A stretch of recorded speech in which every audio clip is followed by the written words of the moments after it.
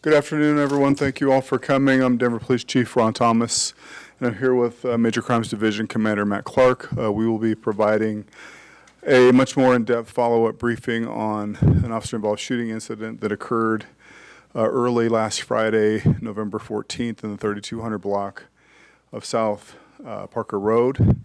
We understand that there's going to be questions about that particular incident that we will be happy to answer following our presentation, and then after that we would like to provide some additional details that have recently come to light regarding the shooting on North Biscay a few weeks prior to that. So, Matt.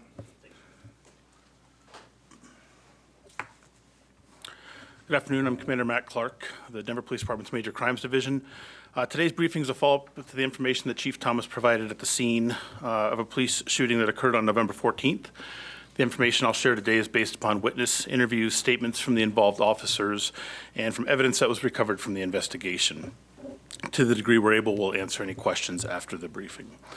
On Friday, November 14th, 2025, at approximately 1:50 in the morning, the Denver Communications Center received a call from a resident of the apartment complex at 3215 South Parker Road in relation to an individual breaking into a shed on her patio. The caller reported she was not at the apartment, but was able to see her patio and the shed through a camera that she was monitoring. 2 uniformed Denver police officers were dispatched on a burglary in progress call and arrived approximately 3 minutes later. The officers walked across the courtyard to the caller's ground floor unit and observed a shed-like structure on the patio. While approaching the shed, officers observed movement and light from within the structure. The officers identified themselves as police officers and ordered the subject to exit with his hands up. The subject emerged from the shed holding a long metal object in his hand, which officers believed was a knife. They ordered him to drop the object, and he placed it on a brick wall next to him. The subject then moved his hands towards his jacket pocket and was immediately ordered to remove his hands. He then grabbed the metal object again and began walking in the direction of one of the uniformed officers. Fearing the subject was about to stab the officer, both officers discharged multiple rounds from their duty firearms. The subject was struck several times and fell to the ground. Officers immediately called for an ambulance and began rendering medical aid. They examined his wounds, applied a chest seal, used hemostatic gauze, and performed CPR. The subject was transported to the hospital by ambulance, where he was pronounced deceased. The Denver Office of the Medical Examiner confirmed the identity of the subject as 37-year-old Joseph Sudreth. Through the crime scene investigation, investigators recovered a metal kitchen sharpening steel, also known as a honing rod or a butcher's steel. This is a metal rod that was approximately 12 inches long with a wooden handle. Through the investigation, it was determined that a total of 11 rounds were fired by the officers. The involved officers are assigned to the Patrol Division in District 3 in Southeast Denver. The uniformed officers joined the department in 2024. One officer has been involved in a prior police shooting incident and the other has not. All officers present had their body cameras activated during the incident. And in accordance with the department's protocol, each officer will be placed in a non-line assignment as they complete the department's reintegration program. This remains an active investigation. Anyone who has information or video of this incident, we'd ask that you contact the Denver Police Department or submit that through Metro Denver Crime Stoppers.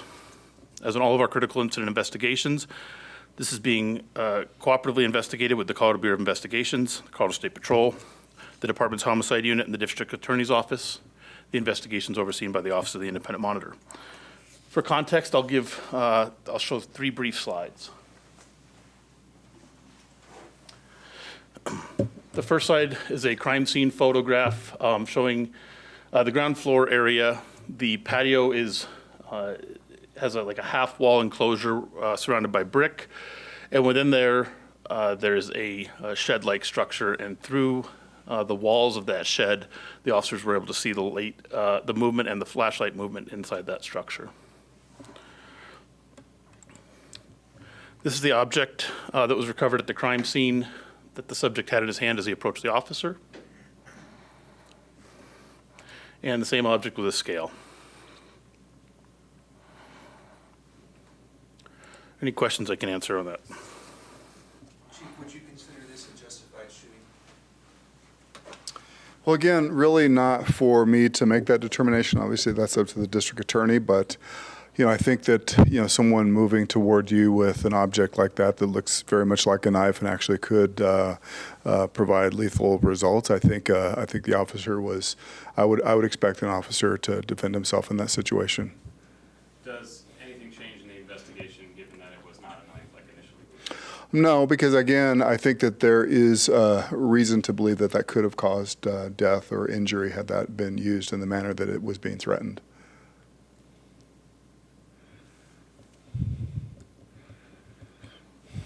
Thank you. Okay, I'd like to provide follow-up information related to the police shooting that occurred at East 51st Place and Biscay Street in Green Valley Ranch on Sunday, November 2nd, 2025. That shooting occurred around 1:50 in the morning. As previously shared, 3 individuals sustained gunshot injuries during that incident. While investigators believe the armed offender was struck by a round fired by the officer, the timing and cause of the injuries to the other 2 individuals had remained unclear. Neither of those individuals provided information about when they were struck, and there was no immediate evidence at the scene to establish the timing of their injuries. Recently, our crime lab completed analysis on a round that was recovered from one of the 2 individuals. That round was forensically linked to the firearm discharged by the involved officer. While this confirms that the officer's firearm caused that injury, it still doesn't clarify the precise point in the sequence of events when that injury was sustained. The investigation continues to examine available evidence to determine the timing, and we are also waiting on the results of additional forensic testing that's being conducted.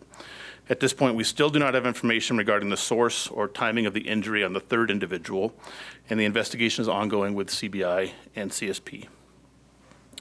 Any questions we can answer for that? The person who was hit, at this point, from what you determined from a bullet from the officer's duty weapon, was that the guy in the camouflage pants? So the individual in the camouflage was the individual that was observed firing a weapon, and that person we believe was struck by an officer's round. We also believe another individual was struck by an officer's round. Oh, okay. Does body cam footage show any suggestions to the timing? Possibly, but they're from a distance, so it's not conclusive.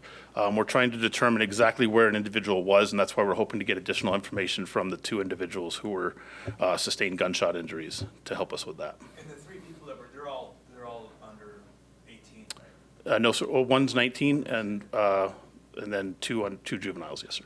And then the one in the camouflage pants, how old was he? 17.